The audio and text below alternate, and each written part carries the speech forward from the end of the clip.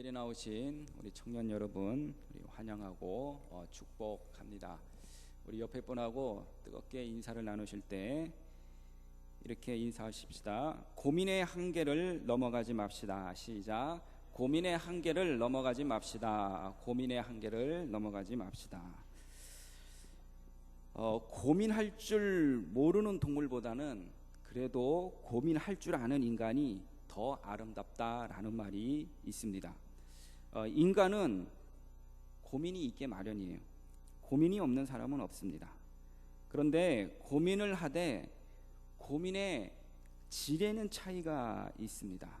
무엇을 고민하는가, 그리고 어떤 것을 고민하는가, 그리고 내가 왜 고민을 하는가, 이것이 문제라는 거죠.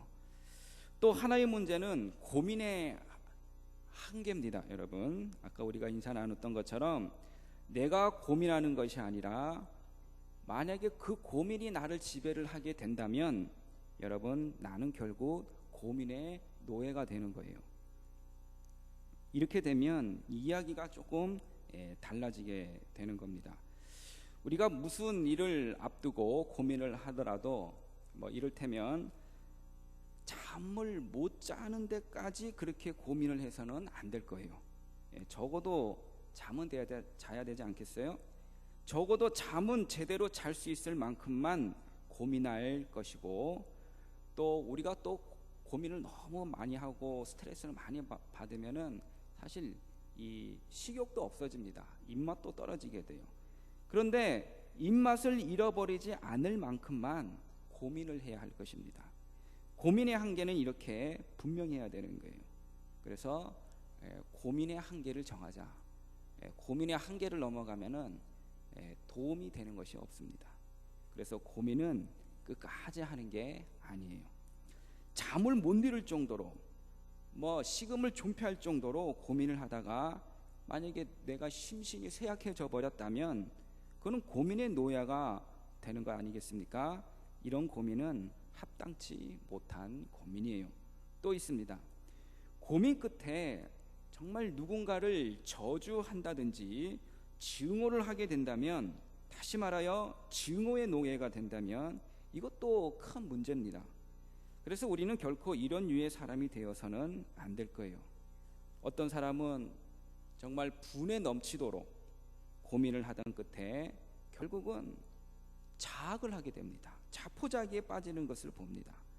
그래서 입만 열면은 죽고 싶다고, 나는 왜 그러냐고 중얼거리는 것을 봅니다. 고민 때문에 누구를 죽이고 싶어져도 여러분 안 될 것이고, 또 스스로 죽고 싶어도 안 될 거예요. 고민의 한계를 넘어가 버리면 그러한 상태가 되는 거예요. 그래서 고민이 지나쳐서 내가 내 마음을 이거를 통제가 안 되면, 다스릴 수 없는 지경에 이르면 그건 참 보통 문제가 아닙니다. 인간의 존재 가치 자체를 상실할 만큼 고민을 해서는 안 됩니다. 아시다시피 사람은 배가 고프면은 괜히 기분도 날카로워지고 또 슬퍼집니다. 그런데 배고프다는 것과 슬프다는 것은 그건 의미가 달라요. 마찬가지로 우리가 고생을 한다는 것과 고민을 한다는 것은 다른 거예요. 고생하는 것은 여러분 몸이 아픈 거예요. 고민을 한다는 것은 마음이 아픈 겁니다. 그래서 우리는 마음이 아파서는 안 될 거예요. 우리가 이 점을 분명하게 하고 살아갈 수 있기를 바랍니다. 우리는 그리스도인으로서 고생을 할 수는 있어요. 그렇죠? 그런데 스스로 마음이 아파질 정도로 고민을 한다면 그리스도인이라 할 수가 없습니다. 우리가 그리스도인의 위치를 떠난 것이 되는 거예요. 어렵고 고생을 해도 고민을 하지 않는 사람이 있는가 하면 사는 것은 좀 여유가 있고 좀 넉넉한 사람인데도 고생은 모르지만 늘 고민에 차 있는 사람이 있어요. 그러나 우리가 어떤 고민을 하느냐, 고민의 결과가 문제죠. 고민을 해서 결과적으로 자기 존재를 찾고 자기의 인생의 의미를 찾는 사람이 있습니다. 고민의 결과로 생각을 깊이 할 수 있고, 고민의 결과로 겸손해지고 또 온유해지고, 또 고민을 해가지고 내가 진실해지고, 더 나아가서 고민을 했는데 이것이 하나님을 찾게 되는 경지에 이르는 사람이라면 그 사람의 고민은 값진 것이라 하겠습니다. 고민할 만합니다. 그 고민 참 잘하는 거예요. 그러나 고민 끝에 시리에 빠지고 고민 끝에 절망하고 자학하고 결국 이 고민한다고 하는 것이 자살을 하지를 않나, 이런 사람이라면 참 불행한 사람입니다. 도대체 사람은 왜 고민을 하는가? 그래서 이 유물사관에서는 이렇게 말합니다. 물질 때문에 이 사람은 배가 고프기 때문에 고민을 한다. 경제 문제로 말미암아 고민을 하게 된다. 춥기 때문에 고민을 하게 된다. 이런 식으로 결론을 내립니다. 그래서 해결책을 경제에서 찾으려고 합니다. 한편 불교라든가 동양 철학이라든가 또 동양적 사고 방식에서는 고민의 원인이 이 욕망에 있다고 말합니다. 그러니까 사람 마음 속에 있는 이 욕심 때문에 범민을 하게 된다. 그렇기 때문에 내 안에 있는 욕심을 제거해야 된다, 이렇게 생각을 해요. 또 마음을 비워야 된다, 이렇게 생각을 합니다. 또 심리학에서도 나름대로 이것이다 저것이다 하는 여러 가지 학설이 있습니다만은 쉽게 이해가 가는 대로 간단하게 요약을 하면은 이 고민의 원인은 심리학적인 차원에서는 이 갈등이 있다고 할 수가 있습니다. 말하자면 과거로부터 온 이 잠재 의식, 또 내가 과거로부터 해온 경험, 세계관, 또 이런 것이 현실과 만약에 괴리가 온다면 거기로부터 오는 갈등, 그래서 나의 이상과 나의 욕망과의 이 마찰에서 오는 갈등에서 고민이 일어난다, 그렇게 얘기를 합니다. 그러나 우리 그리스도인에게는 문제가 여전히 남는 거예요. 우리가 적어도 그리스도인이라면 고생은 하더라도, 갈등은 있다 하더라도 고민이 따라가서는 안 되는 것입니다. 몸이 아프다고 여러분 마음까지 아파서는 안 됩니다. 가난은 해도 마음의 평안은 한결같이 지켜져야만 하는 거예요. 그런데 이런 사람이 있습니다. 오늘 본문 말씀에 나오는 사람이에요. 바로 야곱이에요. 이 야곱은 아주 평범한 인간의 표본이라고 할 수 있습니다. 쌍둥이 형제인데 특별히 이 형으로 태어나지 않고 동생으로 태어나서 형의 운명을 탐낸 사람이고 끝내는 형이 받을 축복을 빼앗아간 사람입니다. 아주 집요한 노력의 사람입니다. 수고도 참 많이 했습니다. 그리고 적당하게 거짓말도 잘 할 줄 아는 사람이에요.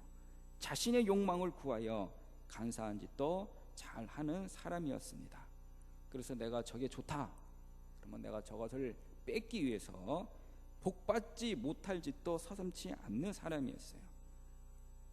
내가 갖고 싶은 거는 가져야 그것이 직성이 풀리는 사람이에요.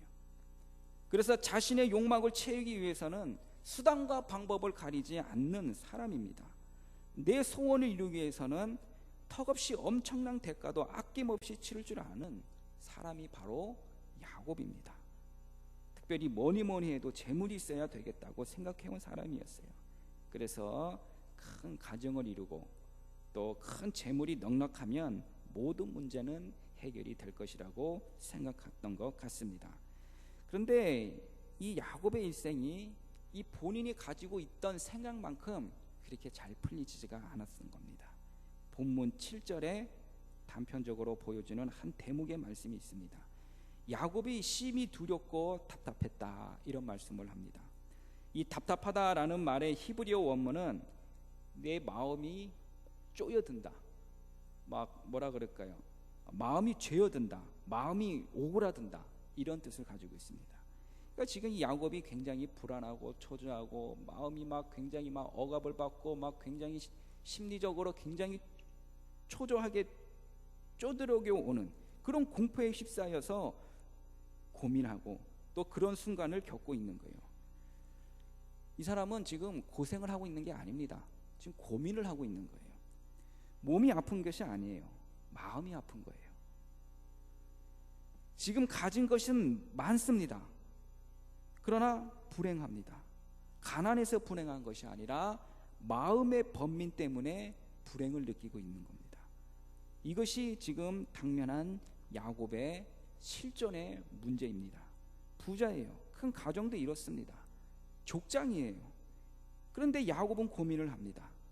그 옛날 가난하고 처량할 때의 고민과는 질적으로 다른 고민을 합니다. 일찍이 형의 낯을 피해서 하란으로 도망할 때 자 얼마나 처량하게 도망을 갔는지, 빌 게 없어가지고 그 돌 하나 갖다 놓고 돌베개를 베고 잠을 자야 했던 그때하고는 본질적으로 고민이 다른 거예요. 야곱은 지금 몹시도 외롭습니다. 가정이 있는데도 외롭습니다. 아내가 넷인데도 외로워요. 자식이 12인데도 외로워요. 그뿐만입니까? 노예들하고 종들 또 많은 사람들이 족장이기 때문에 이 야곱 하나를 중심으로 모여들었는데도 그는 외로워합니다. 재산이 넘쳐날 정도로 넉넉한데도 외롭습니다. 정말 외롭습니다. 여기서 우리는 좋은 교훈을 얻을 수가 있어요. 우리는 내가 외로울 때에는 흔히 자꾸 외적인 것에서 그 해결을 보려고 하는 경향이 있습니다. 이를테면 사랑하는 사람이 내 곁에 있으면 외롭지 않을 것이다 생각하기 쉽습니다. 그런데 그것은 조금 잘못된 착각이라는 것을 오늘 본문에서 분명히 깨달을 수가 있는 겁니다. 무엇과 더불어 있어 보아도 여러분, 내 마음이 외로운 거는 외로운 거예요. 재산이 넉넉해서 모자람이 없으면은 외롭지 않을 것이다. 그것도 사실은 착각입니다. 야곱이 지금 재산이 없어서 고민을 합니까? 너무 가진 것이 너무너무 많아요. 가진 것이 넉넉하지 못해서 외로워하는 것이 아닙니다. 그리고 야곱은 한 여인, 이 라헬이라는 여인을 사랑한 나머지 이 여인과 결혼하기 위해서 14년 동안이나 머슴살이를 해주었습니다. 참 사랑치고는 참 대단한 사랑이다. 정말 시쳇말로 말하면 화끈한 사랑이다. 이렇게 얘기를 할 수 있겠습니다. 이렇게 정말 열애다운 열을 했던 그 여인이 지금 내 곁에 있습니다. 외로운 거예요. 그 여인이 이 외로움을 달래줄 수는 없습니다. 이토록 절실한 고민의 시간을 지금 야곱은 겪고 있는 거예요. 그리고 마침내 그는 깨닫습니다.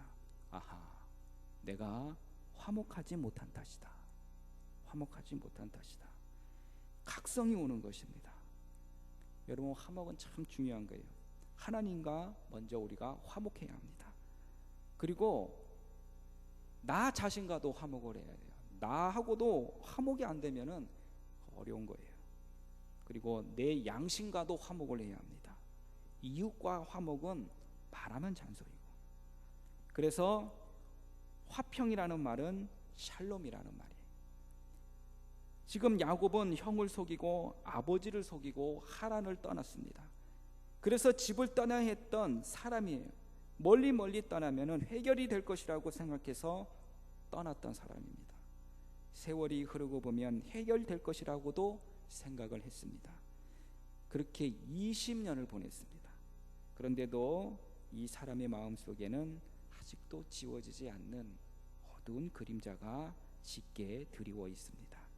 지울 길 없는 그림자입니다. 다른 사람의 자유를 인정하면서 나의 자유를 더불어 누릴 수 있을 때에 화평이 오는 거예요. 남의 자유는 무시를 하고 빼앗고 나 혼자만 자유를 누릴 때는 여러분, 그것에는 불화가 있는 겁니다.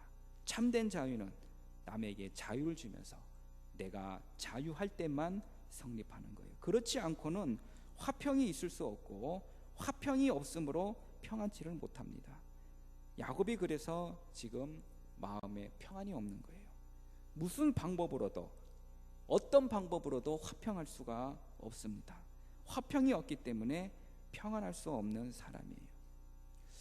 우리 그 조선시대에 그 수양대군이 그 조카 단종을 죽이고 왕위를 차지를 했습니다. 그래서 이 사람이 세조가 됩니다.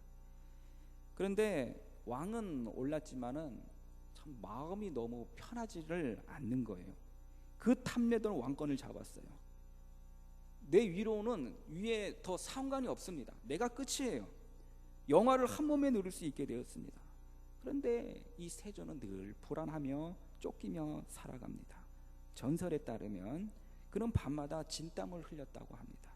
눈을 감으면 형수, 그러니까는 이 선왕의, 이 문종의 비, 그러니까 단종의 어머니가 자꾸 나타나서 자기를 괴롭히는 악몽에 시달렸다고 합니다. 너무 괴로워서 잠자리를 이루되치고 저리 돌아눕고 하지만 소용이 없었어요. 그래서 언젠가는 형수, 이 단종의 어머니죠, 이 형수가 자기를 보고 침을 탁 뱉는 꿈을 꿨는데 그 뒤로 침 맞은 그 자리에 악창이 나서 필령은 그 때문에 죽음에 이르렀다고 하는 이야기가 있습니다. 여러분, 화평을 깨뜨리고서는 행복이 있을 수가 없습니다. 아무리 피해가도 평안을 찾지를 못합니다. 이 야곱의 문제는 지금 형과의 관계예요. 그렇기 때문에 형을 만나야만 이게 풀어질 수밖에 없는 겁니다. 그렇지 않고서는 어느 하늘 아래 가 있어도 소용이 없는 겁니다. 아무리 많은 세월이 가도 소용이 없어요. 형과 화평을 이루기 전에는 무슨 수를 써도 해결이 있을 수는 없는 겁니다. 화평을 이루지 못한 그 고민, 화목이 가장 중요하다는 것을 깨닫기 시작하고 고민에 빠진 것입니다. 좀 더 깊이 생각해 본다면 이는 화목의 문제이기 전에 사실은 죄의 문제입니다. 화목하지 못한 책임이 나 자신의 죄에 있기 때문이에요. 아버지를 속이고 형을 속인 죄, 다시 말하면 하나님 관계에서 비롯된 문제입니다. 현실의 문제도 상황의 문제도 아니에요. 경제의 문제도 아닙니다. 정치의 문제도 아닙니다. 오직 죄의 문제입니다. 여러분, 죄인은요 마음이 불안해요. 평안이 없어요. 그래서 누가 쫓아오지 않는다라도 늘 도망가야 돼요. 불안하니까, 평안이 없으니까. 그렇기 때문에 죄인은 그 마음에 부유함도 없고요, 또 마음이 풍요로울 수도 없고요, 번영할 수도 없는 거예요. 행복하지를 못하는 거예요. 죄인이 물질적으로 넉넉해질 수도 있고 큰 가정을 이룰 수도 있으나 단잠을 잘 수는 없습니다. 그에게 참 평안이라는 것은 주어지지를 않습니다. 우리는 이 사실을 분명히 알아야 합니다. 고난의 문제는 실존의 문제요, 죄의 문제는 본질의 문제이라는 거예요. 어떤 것으로도 해결할 수가 없는 겁니다. 여러분, 술 마신다고 죄책을 면할 수 있습니까? 죄에 대한 고민은 하나님 앞에 회개해야 하고 하나님 앞에 문제 해결을 얻는 길 말고는 해결되는 길이 없어요. 그 밖에 어떤 대처 행위도 있을 수가 없습니다. 여러분, 다른 길이 없음을 아셔야 돼요. 이제 야곱은 하나님 앞에 무릎을 꿇습니다. 약복강 강변에 홀로 남아 밤새 하나님 앞에 기도를 합니다. 문제의 해결의 길을 여기에서 찾았습니다. 그리고 야곱이 고민했던 또 하나의 중요한 문제는 불확실성에 있었던 거예요. 형님을 만나고자 하는 뜻을 전했더니만 갑자기 형님이 자기를 만나러 온다는 겁니다. 소식을 들어보니까 400명을 거느리고 온다는 거예요. 좀 긴장이 됩니다. 그 소리 들으니까 괜히 주눅이 듭니다. 내가 거느리고 있는 사람들이야 기껏 해봐야 자녀들이요, 뭐 종들이요, 뭐 목자들이나 뭐 노예들이나 이것뿐이에요. 오합지졸들이에요. 그런데 형 에서는 들의 사람이요 전쟁의 사람입니다. 이런 지휘자 밑에서 훈련받는 사람이 또 400명이나 됩니다. 그러니까 하나의 군대가 밀려오고 있는 거예요. 이거 나를 죽일 것인지 살릴 것인지, 죽이러 오는 것인지 살리러 오는 것인지 도대체 그 속마음을 알 길이 없는 겁니다. 그 불확신 때문에 너무너무 불안해하고 있습니다. 불확실성. 여러분, 우리는 정초에 대보면은 참 사주팔자나 이 점을 보는 사람도 많이 있습니다.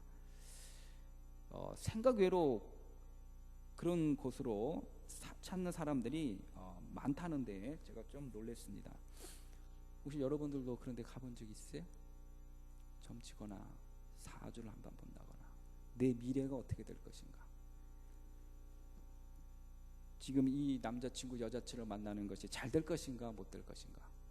여러분, 여기를 한번 점을 보러 가신 분이 있는지도 모르겠습니다. 그래서 이 점치는 사람들은 요새는 명칭도 고상하게 뭐 역학자니 또 도인이라고 하는 그런 이제 단어를 쓰게 되는 것을 보게 되는데, 이렇게 점치는 것만으로도 생계를 삼고 있는 사람, 이른바 전문적인 점쟁이가 우리나라에 줄잡아 10만 명이 넘는다고 합니다. 그러니까 한마디로 이 사람들이 미래의 운명에 대하여 참 너무 알고 싶고 또 너무 궁금도 하고, 그래서 똑똑한 사람들이나 뭐 공부를 많이 했는 사람들이나 뭐 컴퓨터가 어떻고 자연과학이 어떻고 하는 사람들도 자신의 미래를 알 수가 없다라는 거예요. 그래서 이 불확실한 미래에 대한 불안을 떨쳐버리기 위해서 비합리적이요 비논리적인 해답으로부터 합리적인 결론을 얻고자 안간 힘을 쓰고 있는 것입니다. 어리석은 소행인 거예요. 가장 비논리적인 방법으로 가장 논리적인 결과를 얻으려고 합니다. 여러분, 무슨 해답이 있겠습니까? 물질도 논리적이요, 자연과학도 논리적이요, 합리적인데 유독 내 마음속에 있는 인격만큼은 비논리적이란 말입니다. 인격의 비논리성, 마음을 믿을 수가 없어요. 여러분, 오늘 이 에서라는 사람은 한 배에서 태어난 더욱이 쌍둥이 형입니다. 그 형이 온다고 하는데 야곱은 반갑지가 않고 불안한 거예요. 불확실성, 자신의 미래가 어떻게 될지 모르는 거예요. 형을 나를 만나러 온다고 하는데 왜 이렇게 기쁘지 않고 내 마음에 불안이 오는가? 불확실성, 믿을 수가 없기 때문입니다. 미래를 예측할 수가 없기 때문이에요. 그래서 결국은 다시 한번 생각을 합니다. 야곱은 생각을 하나님께로 돌려야 했습니다. 오늘까지 살아온 것부터가 하나님의 은혜였습니다. 하나님의 은혜로 피난을 갔어요. 하나님의 은혜로 20년 동안 살았습니다. 하나님의 은혜로 큰 부자를 이뤘습니다. 큰 가정을 이뤘어요. 그래서 오늘 본문 말씀 33장에는 이 은혜라는 말이 총 몇 번이나 나오느냐? 총 5번이나 쓰고 있습니다. 5절, 하나님이 주의 종에게 은혜로 주신 자식들이니이다. 8절, 내 주께 은혜를 입으려 함이니이다. 10절, 형님의 눈앞에서 은혜를 얻었사오며. 11절, 하나님이 내게 은혜를 베푸셨다. 15절, 나로 내 주께 은혜를 얻게 하소서. 야곱이 일생을 통해 은혜라는 말을 이렇게 많이 한 적이 없었어요. 난생 처음으로 이렇게 은혜라는 단어를 이렇게 써본 것입니다. 왜 그렇습니까? 은혜로 살아왔다면 미래도 은혜로 살아야 할 거예요. 이제 불안할 것이 없습니다. 정말로 하나님을 바로 믿었다면 이제 와서 무엇을 불안하겠습니까? 여러분, 문제는 여기에 있는 거예요. 은혜의 깊은 의미를 몰랐다는 데 있습니다. 하나님의 은혜가 틀림없음을 압니다. 하나님께서 나와 함께 하심도 믿습니다. 그렇지만 나는 어떻습니까? 하나님의 은혜를 받을 만한 그릇이 되지는 않는가? 못 되지 않는가? 하나님께로부터 힘 입을 만한 의가 나에게는 없지 않는가? 이런 생각이 문제를 만드는 것입니다. 모름지기 우리는 자기의 의를 깨끗이 포기해야만 그 순간부터 하나님의 은혜를 바로 믿을 수 있고 감사할 수가 있는 것입니다. 하나님의 절대적인 은혜를 믿어야 합니다. 하나님의 약속을 믿어야 합니다. 하나님께서 야곱이 착해서 사랑한 것이 아니에요. 하나님께서 야곱을 사랑하심으로 착한 사람이 되어져 가는 거예요. 우리 하나님께서는 야곱의 마음이 변덕스럽다는 것을 잘 알고 있었습니다. 완전 천방지축이고 휘청거리고 쓰러지고, 그럼에도 불구하고 하나님은 한결같이 뭐라 그럽니까? 아브라함의 하나님, 이삭의 하나님, 야곱의 하나님, 이렇게 딱 누구의 하나님이라고 딱 정해 주셨어요. 나는 변함이 없다라는 것입니다. 여러분, 상황이 어떻게 전개되었건 나를 통하여 하나님께서 역사하시고 오늘 하나님께서 주관하신다고 믿을 때에 평안이 우리에게 찾아오는 것입니다. 그리고 하나님의 약속은 절대적인 거예요. 절대적인 것입니다. 그리고 하나님의 약속은 반드시 이루어지는 것입니다.